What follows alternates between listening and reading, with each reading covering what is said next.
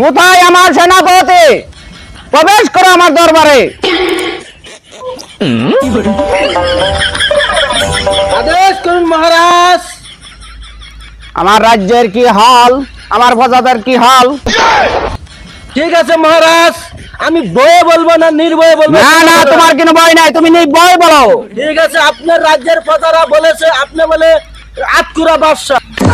কার এত বড় মুখের ভাটা? আমার মুখের লগে তক্ষ বলে আমাকে আটখুরা বলে দাবি করেছে। কে বলেছে তুমি আমার দরবারে প্রবেশ করো?